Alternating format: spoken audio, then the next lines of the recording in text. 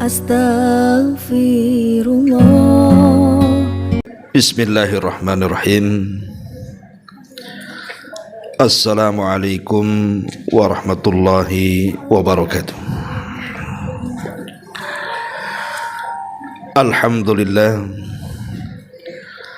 Alhamdulillahilladzi farada ala ibadihi siyam Ramadan wa ja'alaha mutahhiratan lidzunubi wal atham. Asyhadu an la ilaha illallah wahdahu rabbi la syarika lah wa asyhadu anna Muhammadan abduhu wa rasuluhu alladzi la nabiyya ba'dah, amma ba'du. Ma'asyiral muslimat rahimakumullah. Alhamdulillah, di waktu duha ini kita bisa kumpul kembali untuk bertalabul ilmi di hari ke-13 bulan Ramadan, dan kita akan lanjutkan kajian kita masih membahas kitab Al-Jami' pada hadis yang ke-7 dari hadis Abi Hurairah radhiyallahu an. Kita baca hadisnya baru kita terangkan.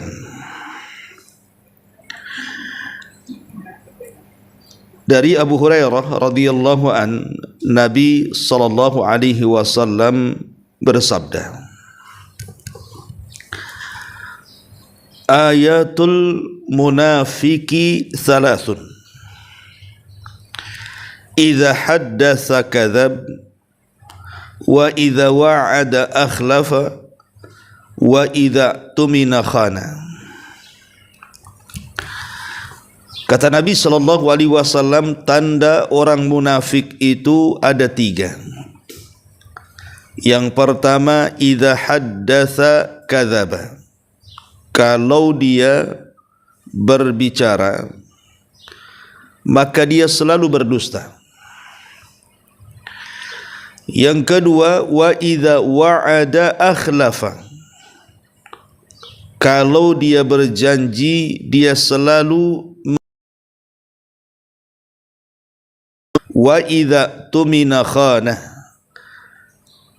apabila dia diamanahi sebuah amanah, khana, dia pun berkhianat. Inilah diantara tanda-tanda orang itu terkena penyakit nifak. Karena dalam riwayat yang lain Nabi SAW mengatakan, arba'un man kunna fihi kana munafiqan khalisan, wa man kana fihi khaslatun minhunna kanat fihi khas. Kata Rasul, ada 4 perangai yang barang siapa keempatnya terdapat pada dirinya, dia menjadi munafik yang sejati. Sedangkan barang siapa yang salah satunya ada padanya, maka dia telah mendapatkan atau mempunyai perang sampai dia meninggalkannya. Kemudian Rasul mengatakan, idza haddatsa kadzab, wa idza ahada ghadar, wa idza wa'ada akhlaf, wa idza khasama fajar. Kalau dia berkata-kata selalu dusta, kalau dia mengadakan perjanjian selalu khianat, kalau dia berjanji selalu diingkari, dan kalau dia bersengketa dia pun berbuat fajir, kejahatan. Ma'asyiral muslimat yang dimuliakan Allah Subhanahu wa taala. Sebelum saya jelaskan hadis ini, saya akan memberikan muqaddimah dulu. Islam ini adalah agama yang dibangun di atas akhlak. Dari situ Nabi SAW diutus oleh Allah Subhanahu wa taala. Innama bu'ithtu li utammima makarimal akhlak. Kata Rasul, aku diutus untuk menyempurnakan akhlak manusia. Dan akhlak di tengah-tengah manusia itu globalnya dua. Ada akhlak yang disebut dengan akhlak madhmumah, dan ada akhlak yang disebut dengan akhlak mamduha. Jadi ada akhlak yang tercela, ada akhlak yang terpuji. Adapun akhlak-akhlak yang tercela ma'ruf, seperti sombong, takabur, ujub, hasad dan yang semacamnya. Adapun akhlak-akhlak yang terpuji seperti rendah diri, tidak sombong, dermawan, murah senyum dan begitu seterusnya. Makanya sebagian para ulama mengatakan bahwa kalau orang itu ingin mempunyai akhlak yang baik, atau disebut umumnya akhlakul karimah, maka hendaklah dia melakukan dua perkara. Pertama at-tahalli, yang kedua at-takhalli, yang kedua at-tahalli, dan nanti berujung kepada at-tajalli. Adapun at-takhalli artinya mengosongkan hati kita ini dari berbagai macam akhlak-akhlak yang tercela. Kita jauhi sifat sombong, kita jauhi sifat hasad, kita buang sifat ujub, kita buang sifat iri, dengki dan yang semacamnya. Itu namanya takhalli, berusaha membuang akhlak-akhlak yang tidak terpuji. Baru kemudian setelah hilang akhlak-akhlak yang tidak terpuji itu, baru naik kepada yang kedua yang disebut dengan tahalli. Tahalli itu menghiasi. Jadi seperti hati sudah kosong dari akhlak tadi, maka kita hiasi hati itu dengan sifat-sifat yang terpuji. Baru nanti hasilnya adalah at-tajalli.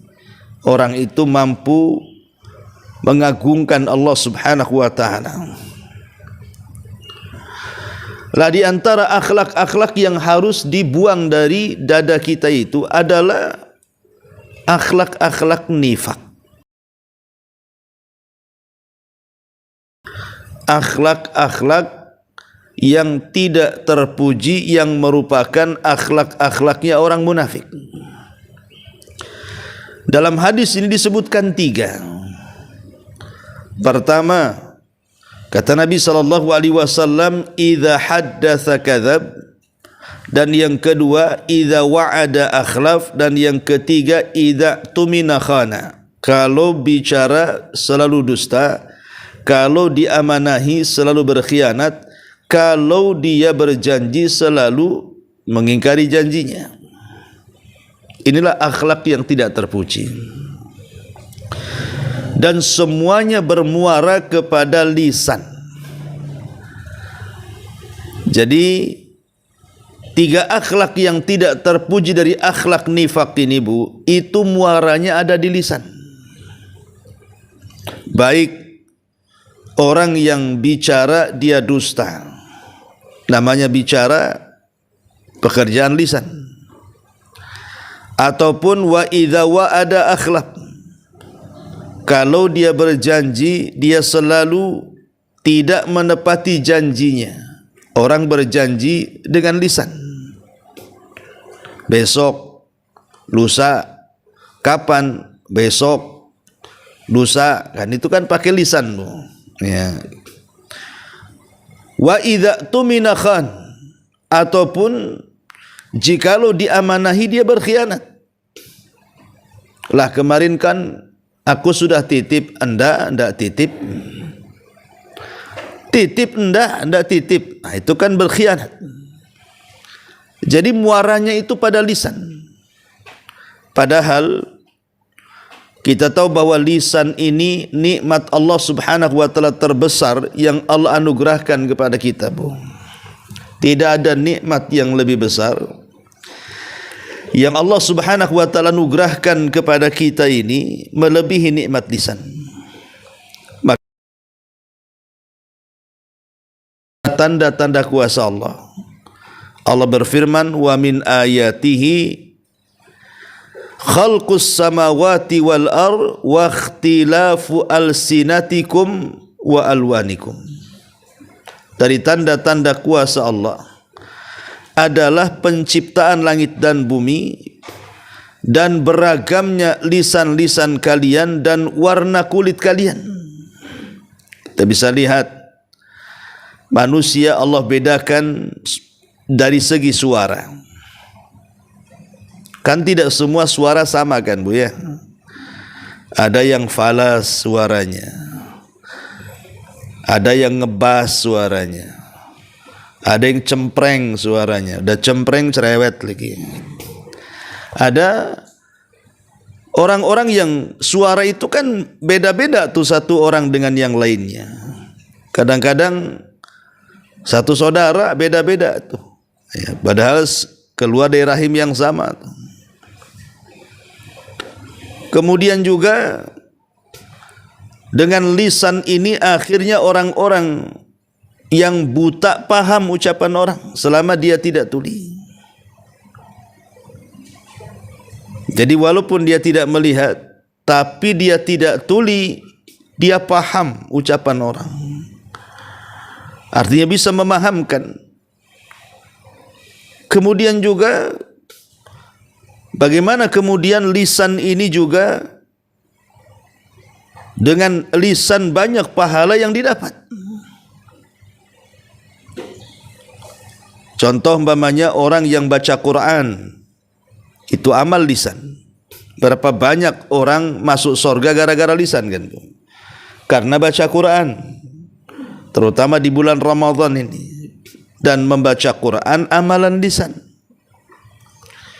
Kemudian syukur, mengucapkan alhamdulillah, itu juga amalan lisan. Gara-gara syukur nikmat pula bertambah. Kemudian al-amru bil ma'ruf wan nahy dari kemungkaran juga amal lisan. Dan itu mencegah adanya bencana. Berapa banyak bencana terhalang karena amalan lisan, mengajak manusia kepada kebaikan, mencegah dari kemungkaran. Sidqul kalimah, dia kalau bicara jujur, dia tidak pernah berdusta,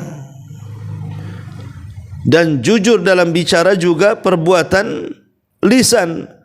Dan itulah yang memudahkan atau menyingkatkan manusia masuk ke dalam sorga. Makanya Rasul mengatakan, "Alaikum bisidqi fa inna sidqa yahdi ilal bir wal birra yahdi ilal jannah." Wajib atas kalian jujur dalam ucapan. Karena jujur dalam ucapan itu mengantarkan kepada kebaikan, dan kebaikan itu mengantarkan ke dalam sorga. Itulah nikmat lisan. Kita bisa mendulang pahala sebanyak-banyaknya dengan amalan lisan ini. Tetapi lisan juga bisa menggelincirkan manusia. Jadi dengan lisan bisa mengangkat derajat manusia di hadapan Allah, bahkan di hadapan manusia. Dengan lisan juga bisa menggelincirkan dia di hadapan Allah dan di hadapan manusia. Karena ucapan manusia itu globalnya kan dua, Bu. Ada ucapan yang diucapkan manusia itu yang penuh dengan kebijaksanaan. Tapi ada juga yang kedua, ucapan manusia itu dipenuhi dengan kejahilan.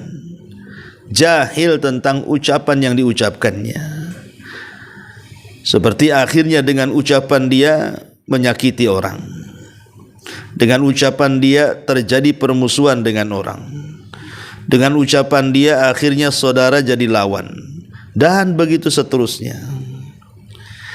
Lah dalam hadis ini Nabi SAW mengatakan bahwa ayatu al-munafiqi thalathun. Tanda-tanda orang munafik kadzab, kalau dia bicara dia dusta.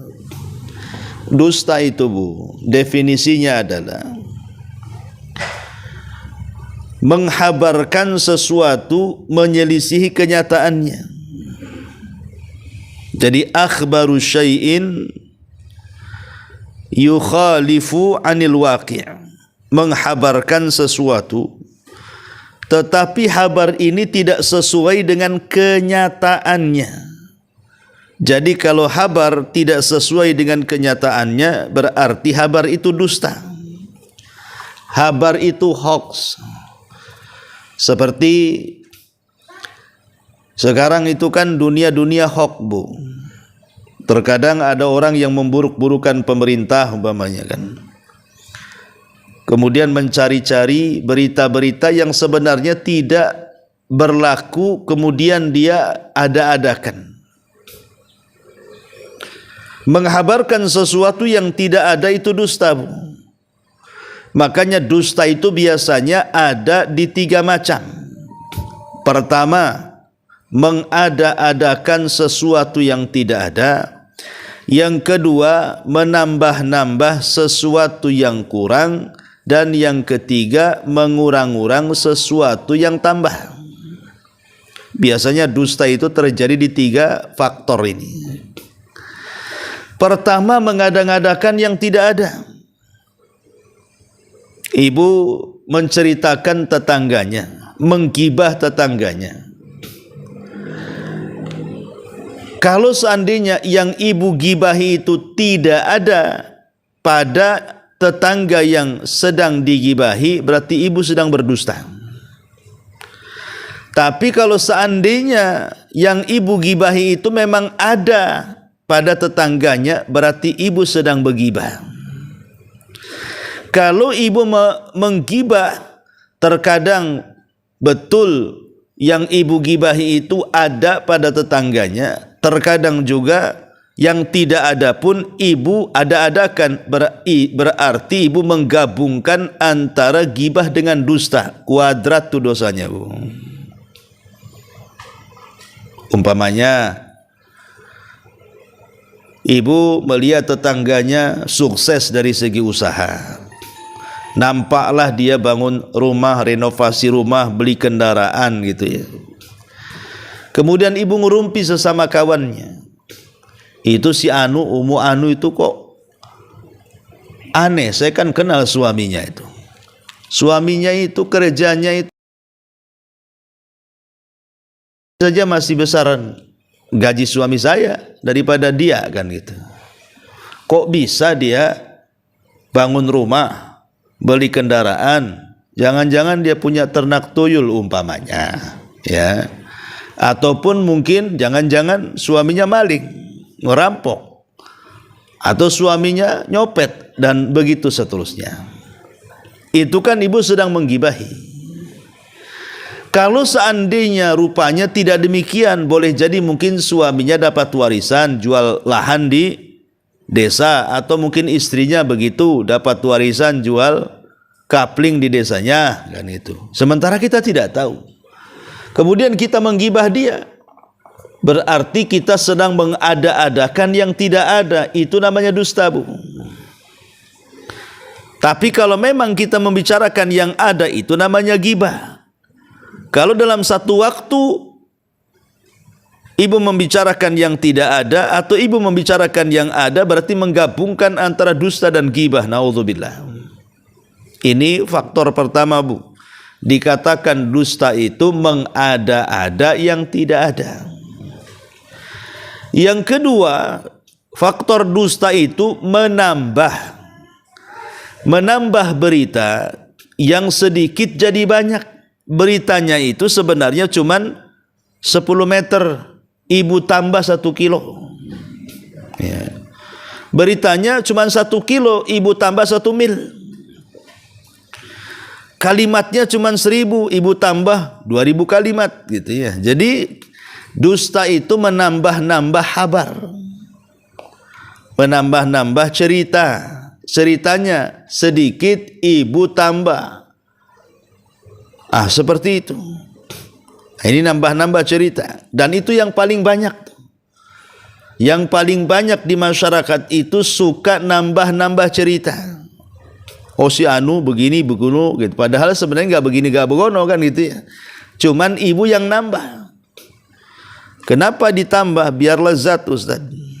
Namanya makanan itu kalau nggak ada lalapan nggak lezat katanya. Pesannya, beritanya cuma tahu tempe, kok ada lalapan di atasnya, itulah pelezatnya. Ya.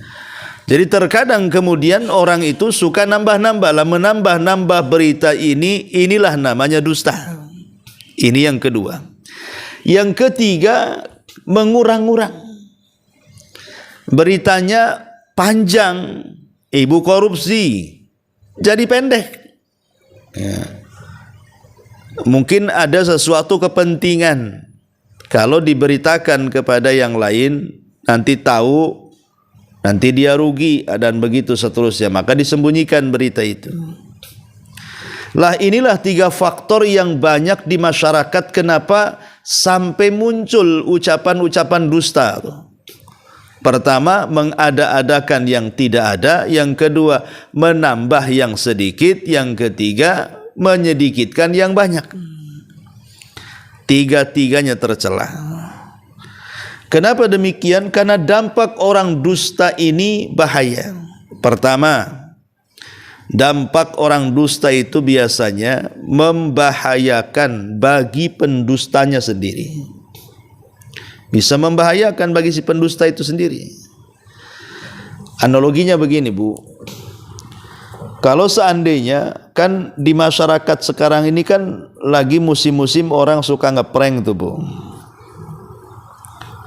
Umpamanya ada seseorang yang ngeprank tetangganya atau orang kampungnya. Dia sedang menggembala kambing. Dia teriak, ada serigala umpamanya. Otomatis kan satu kampung akan keluar. Karena bisa saja kemudian serigala itu bisa memakan kambing orang kampung itu. Ketika orang kampung keluar, tak ada pula serigala itu. Kemudian diprank lagi sama pengembala ini, ada serigala, semua orang keluar. Yang namanya diprank sekali percaya, 2 kali masih ditolerir, 3 kali biasanya nggak akan percaya tuh, Bu. Kalaupun seandainya kenyataannya seperti itu, betul-betul umpamanya dia mengatakan ada serigala, memang ada serigala, tapi kalau dia sudah berbohong 2 kali, maka masyarakat pun tidak akan dengar dia. Dan itu membahayakan. Akhirnya apa? Serigalanya bisa menerkam dia atau menerkam kambing-kambingnya. Dan manusia tidak akan menolongnya. Jadi kan membahayakan diri sendiri itu. Orang berdusta itu membahayakan diri sendiri. Makanya orang berdusta ini biasanya was-wasnya itu tingkat tinggi, Bu. Aduh, gimana ya kalau dia tahu ya? Gimana kalau dia tahu saya sedang dusta? Nah, itu suka was-was tuh. Ya. Jadi was-wasnya tinggi, akhirnya apa? Tidak bahagia, tidak tenang. Dan kalau seandainya ketahuan dia berdusta, bisa saja kemudian dia dimarahi, bisa saja kemudian dia dipukuli, bisa saja kemudian dia diputus silaturahim, dan begitu seterusnya. Membahayakan diri sendiri dusta itu. Karena seorang mukmin itu tidak mungkin berdusta. Yang kedua, bukan hanya membahayakan diri sendiri, tapi membahayakan orang lain juga. Dusta itu bisa membahayakan orang lain. Berapa banyak orang-orang yang dirugikan gara-gara dusta. Pedagang merugikan pelanggan karena dusta. Diganjalnya timbangan, dipotongnya meteran, diganjalnya takaran, kan merugikan orang lain itu. Yang harusnya dapat 1 kilo dapat 8 on. Jadi dusta itu bisa merugikan orang lain. Kemudian yang ketiga, bisa mencelakakan, bukan hanya merugikan, tetapi juga bisa menimbulkan permusuhan.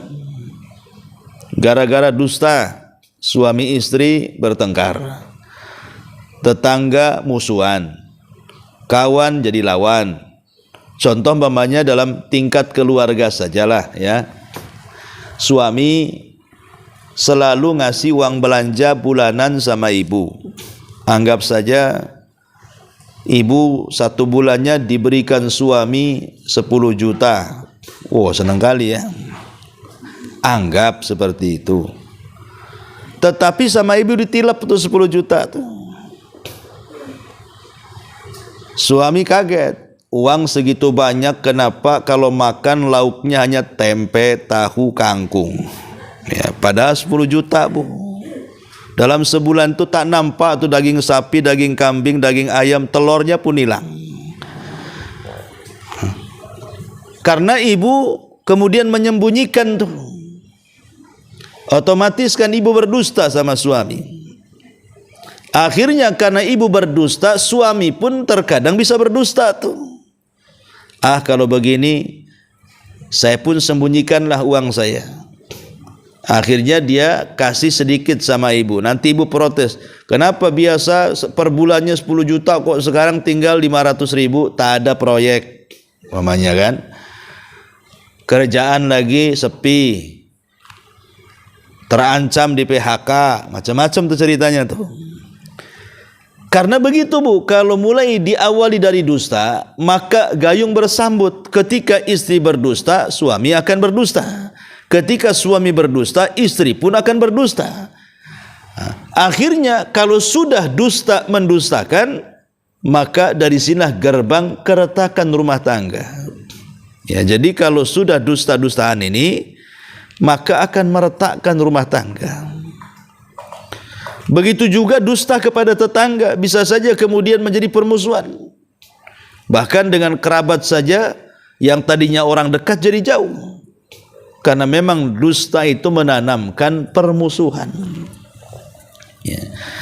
Dan lebih daripada itu, dusta itu adalah ciri-ciri munafik bu. Sebagaimana pembahasan yang kita bahas di sini.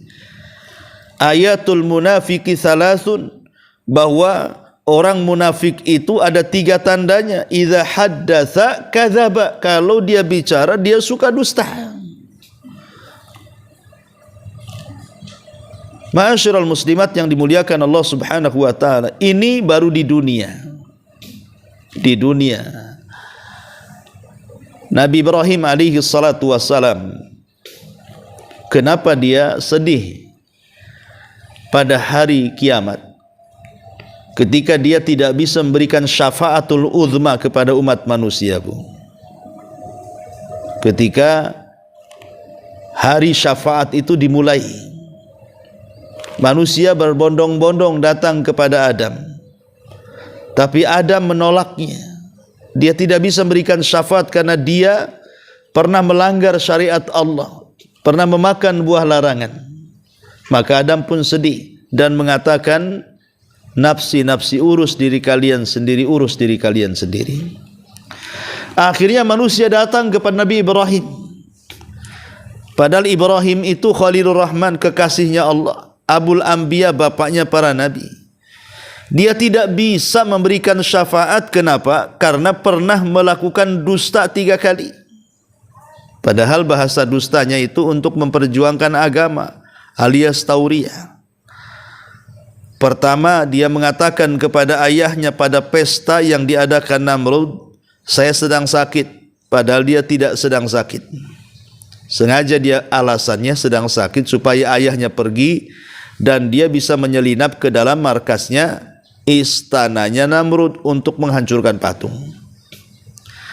Kemudian yang kedua, saat sudah menghancurkan patung, palunya diletakkan di leher patung yang paling besar. Ketika ditanya, engkau ya Ibrahim yang menghancurkan? Kata Ibrahim, tidak, yang menghancurkan itu patung yang gede, buktinya palunya di situ. Ini kan dusta juga. Ya. Kemudian yang ketiga, saat istrinya diculik oleh tentara Mesir. Kemudian untuk menyelamatkan nyawa Ibrahim, karena Ibrahim itu mengetahui ada aturan di Mesir itu yang aneh. Kalau ada suami istrinya cantik, istrinya diambil, suaminya dibunuh. Maka ketika kemudian Sarah diculik oleh raja, kemudian ditanya kepada Ibrahim, kepada Sarah, siapa laki-laki itu? Ibrahim sudah mengajarkan sebelumnya, jangan katakan aku suamimu, tapi aku saudarimu, supaya nyawa Ibrahim selamat. Lah itu kan juga dusta, Bu. Lah sebab inilah Ibrahim bersedih, tidak bisa memberikan syafaat uzma kepada manusia. Maksudnya adalah, kalau Ibrahim saja bersedih gara-gara 3 dusta, 3 dusta saja loh ya dalam hidup Ibrahim itu. Sementara kita dalam sehari 100 kali dusta, asik nyengir saja, nggak ada sedih-sedihnya. Kadang-kadang bangga pula dengan dustanya, sambil tertawa, aku sudah bohongi dia katanya. Kan kurang ajar ibu, ya kan? Jadi disinilah letaknya bahwa terkadang dusta itu sudah menjadi lengket dalam tabiat kita, sudah melembaga bahasanya. Rasanya kalau sehari tidak berdusta itu tidak sah hidup itu. Padahal pada hari kiamat Nabi SAW pernah menceritakan dalam peristiwa ketika beliau diperlihatkan neraka itu. Jadi Nabi SAW melihat dalam mimpinya itu ada seseorang yang dirobek mulutnya dengan pisau yang bengkok sampai tengkuknya. Pertama dirobek mulutnya dan diarahkan sebelah kanan, kemudian ditarik sampai tengkuknya. Kemudian selesai itu dia gantian merobek mulutnya yang sebelah kirinya sampai ke tengkuknya. Jadi Nabi SAW mengkhawatirkan azabnya orang ini dan mengatakan, mahadan, apa sih siksanya orang itu wahai Jibril? Kok sedemikian dahsyatnya? Kenapa mulutnya dirobek-robek sampai ke tengkuknya? Dan itu kiri dan kanan. Maka Nabi SAW kemudian diberitahu alasannya.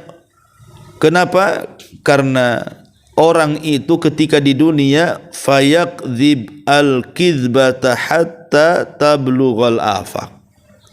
Karena semasa di dunia dia suka berdusta dengan dusta yang mencapai segala penjuru.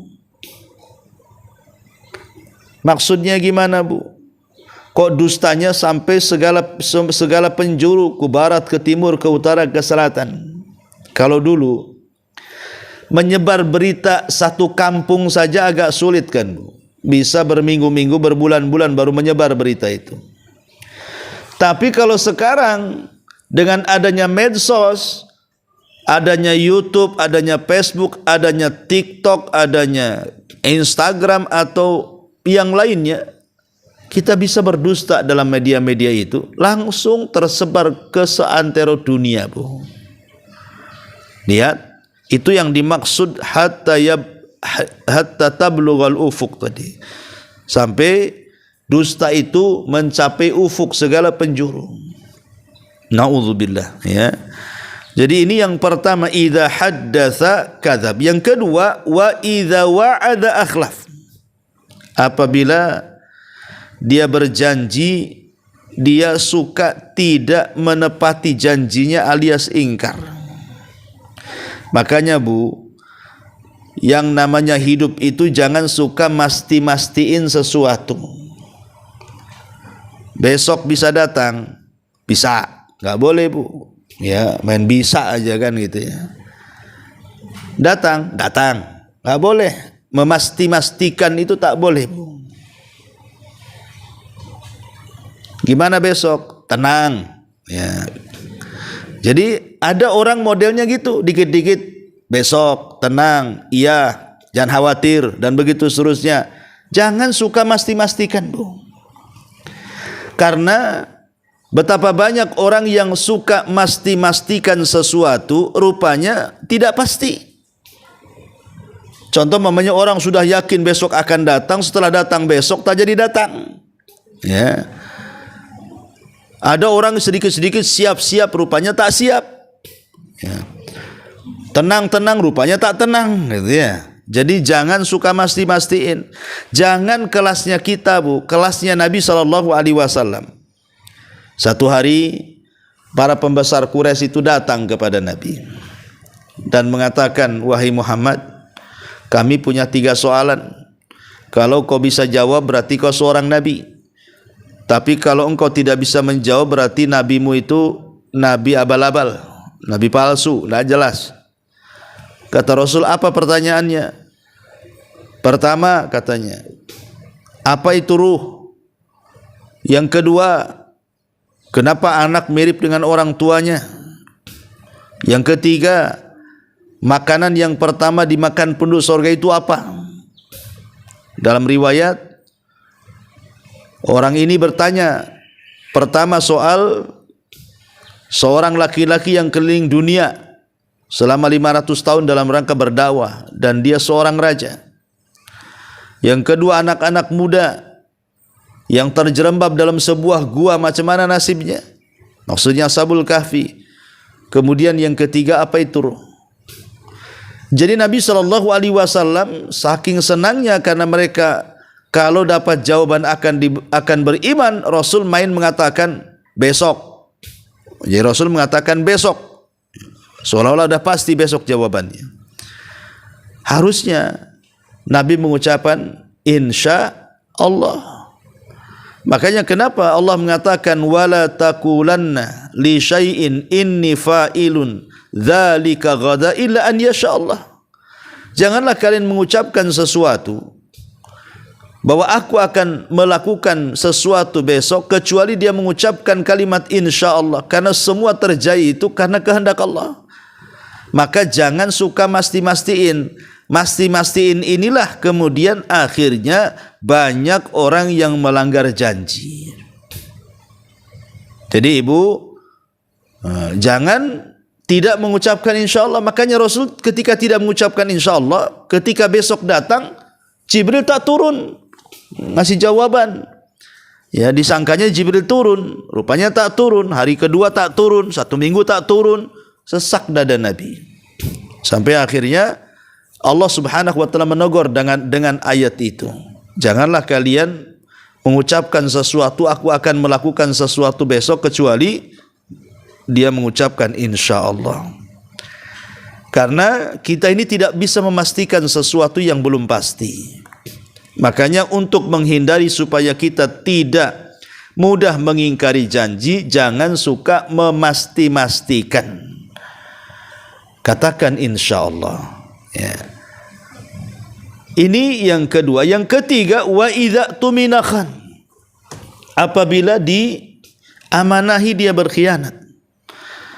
Dan itu yang paling banyak, dikasih amanah jabatan, dia berkhianat dengan cara tidak menjaga jabatannya. Akhirnya terseret dalam kubangan korupsi dan yang semacamnya. Ya. Diberikan amanah harta, tidak dijalankan sesuai dengan yang dikehendaki Allah, malah dia berhura-hura dengan hartanya dan bermaksiat kepada Allah. Diberikan amanah anak, bukannya dididik dengan baik, akhirnya anak pun jadi nakal, bahkan durhaka kepada orang tuanya. Diberikan amanah pasangan juga sama. Jadi semua yang ada pada diri termasuk badan kita itu amanah, Bu. Mata itu amanah, telinga amanah, lisan amanah, tangan kaki amanah, semua yang ada di badan kita amanah Allah. Maka amanah ini jangan sampai kemudian dikhianati dengan memandang yang haram, mendengar yang haram, melangkah ke tempat haram dan berbicara sesuai kehendak dia tanpa mengerem, seomong-omongnya, mau gibah, mau namimah, terserah dia. Jadi umumnya, tapi kalau idza tumina khana, kalau yang dimaksud diamanahi dia berkhianat, maksudnya di sini kepada ucapan. Diamanahi ucapan, dia jangan khianat. Karena biasanya Bu, di masyarakat ini kan ada orang itu yang tidak mau rahasianya diketahui orang. Ada orang-orang tertentu kayak ibu lah, mesti ada rahasia kan, tidak mau diketahui orang Bu. Sebab kalau sudah diketahui orang itu bukan rahasia namanya. Terkadang karena ibu ini ada sesuatu yang harus dikeluarkan dalam hatinya, tapi kan dia takut mengeluarkannya. Makanya tidak sembarang ibu keluarkan kecuali kepada orang yang ibu anggap mungkin bestinya gitu ya. Mungkin orang dekatnya. Terkadang omongannya kan juga mesti diawali, tolong jangan ceritakan sama orang. Anti saja yang tahu, kan begitu Ibu ya. Berarti kan orang yang dengar dapat amanah tuh. Tapi kenyataannya si anti ini kadang-kadang kemudian cerita kepada orang kan, bahasanya sama. Ini ada kabar dari Umi Fulan, tolong anti saja yang tahu. Nanti orang kedua nih ketemu lagi orang ketiga sama bahasanya. Afwan anti aja yang tahu, kan itu baik. Akhirnya satu pengajian semua tahu tuh.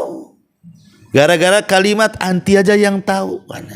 Anti aja yang tahu, saja yang tahu. Satu pengajian tahu Bu, bahkan merempet ke pengajian Konaha tuh sebelah tuh. Ya. Kadang-kadang kemana-mana tuh. Lah ini khana namanya, berkhianat. Idza tumina khan namanya. Apabila diberikan amanah dengar, dia tidak menjaga amanah, justru dia berkhianat. Lah ini tanda-tanda munafik. Ya. Tanda-tanda munafik adalah ketika diberikan amanah berita, dia tidak amanah dalam memegang berita itu. Inilah diantara ayatul munafik salasun, tanda orang munafik itu ada 3, maka jauhi. Ini semua berkaitan dengan dosa lisan. Ingat bahwa sorga itu paling mudah diraih dengan lisan kalau kita bisa menjaganya. Sebagaimana neraka juga paling mudah seseorang itu terjerumus kalau kita tidak bisa menjaga lisan. Maka seorang muslim, kata Nabi SAW, al-muslimu man salimal muslimuna min lisanihi wa yadi. Seorang muslim itu harus muslim lainnya selamat dari lisan kita dan dari tangan kita. Wallahu alam. Ini diantara hadis ke-7 dari bab ini. Taib, sampai di sini. Kalau ada yang mau bertanya silakan.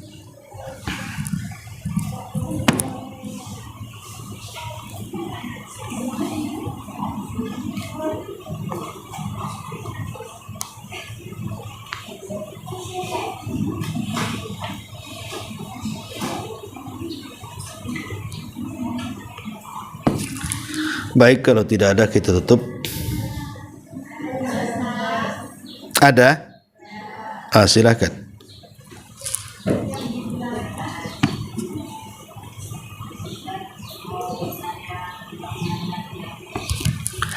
Di situ nggak ada mic-nya ya? Kasih mic-nya.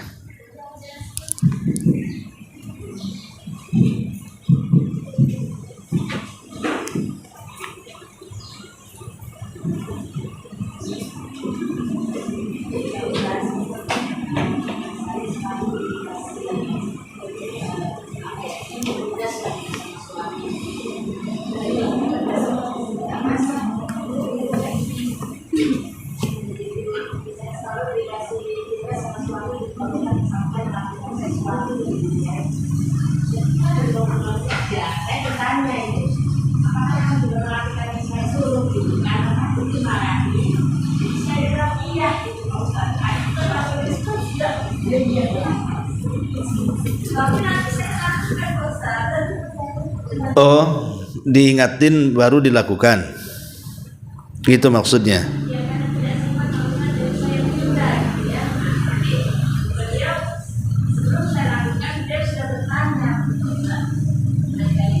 Mungkin bukan bertanya, ngingetin Bu.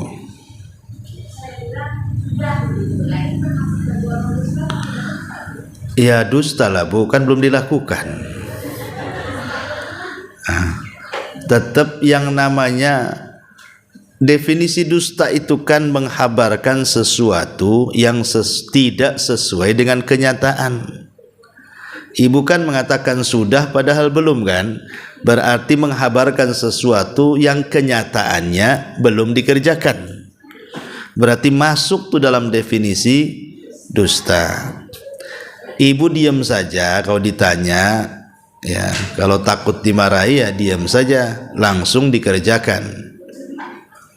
Karena begini Bu, terkadang lisan ini kan dengan perbuatan itu harus cocok.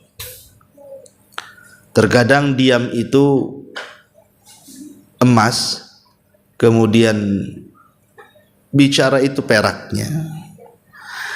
Tetapi yang harus dipahami bahwa kan ada orang yang sedikit bicara, banyak bekerja. Ataupun ada yang banyak bicara, tak kerja-kerja. Ya, definisi ini pun sebenarnya harus dipahami. Yang betul itu kan kalau banyak bicara kan harus banyak kerjanya.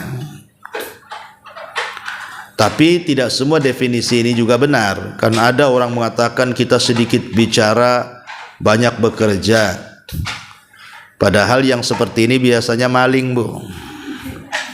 Iya kan? Maling itu kan sedikit bicara Bu, banyak kerjanya dia. Berdua masuk ke rumah orang, ngomongnya gitu aja dia, nggak ada ngomong-ngomong, gitu aja ya. Maksudnya jangan berisik gitu. Tapi kerjanya banyak. Ada orang yang kemudian banyak ngomong, tak kerja-kerja, itu orang gila Bu. Ngomong aja, dia nggak kerja. Ya. Jadi harusnya orang yang berakal, ya dia bicara tapi dengan kejujurannya. Ya ibu ngomong saja, ya dengan bahasa ibu lah, jangan marah ya, kan gitu ya. Saya belum kerjakan tapi akan dikerjakan, gitu. Jadi jangan jadi kebiasaan. Kalau jadi kebiasaan itu nanti takutnya dusta melekat Bu. Kalau sudah dusta melekat, itu nanti akan kadzdzaba. Dalam sebuah hadis kadzdzaba itu artinya terstempel di dahinya ibu ini seorang pendusta. Boleh dusta dalam rumah tangga itu Bu, kalau dalam rangka keharmonisan, hanya untuk keharmonisan keluarga saja, selebihnya tidak boleh. Contoh umpamanya, ya kan, ibu masak keasinan, tapi karena suami ingin membahagiakan istri, ketika istri minta komentar, "Cemana masakan saya?" Enak, lebih enak dari masakan Padang umpamanya. Padahal keasinan kan. Tapi kan dusta seperti ini tidak ada masalah. Atau umpamanya suami membelikan ibu tas itu nggak ada mereknya. Ya mungkin beli di pasar loak lah kan itu, tas second. Suaminya komentar, "Macam mana tas yang abang belikan?" "Wah, ini tas paling bagus di perumahan ini, kita aja yang punya," katanya, umpamanya. Ya, jadi nggak masalah kalau dusta-dusta yang seperti ini, tidak ada masalah karena memang intinya adalah supaya terjalin keharmonisan. Tapi kalau tadi yang ibu contohkan itu kan takut suami marah. Ya, takut suami marah kan bukan keharmonisan itu Bu ya. Ya, maka sebaiknya kalau ibu sudah tahu suami akan marah kalau tidak dikerjakan, maka kerjakan. Ya. Kalau memang belum dikerjakan ya belum, tapi akan dikerjakan. Nah, supaya jangan terbiasa mengucapkan dusta-dusta sekali, kadang-kadang masih ditolerir bukan Bu, masih oke lah, 2 kali 3 kali, lama-lama suami ngomong, "Alah, paling belum kau kerjakan itu," gitu, paling ketahuan nanti itu. Nah, jadi ini yang harus dipahami tentang kalimat dusta. Karena seorang mukmin itu kalau bakhil mungkin Bu, kalau penakut boleh jadi. Jadi seorang mukmin boleh jadi dia penakut, takut jihad. Atau boleh jadi seorang mukmin itu pelit, dia tidak mau sedekah. Tapi seorang mukmin pendusta itu pantang. Seorang mukmin pendusta itu pantang sekali. Wallahu a'lam. Iya, sampai di sini kita tutup. Subhanakallahumma bihamdika asyhadu an la ilaha illa anta astaghfiruka wa atubu ilaik. Allahu taala alam. Assalamualaikum warahmatullahi wabarakatuh.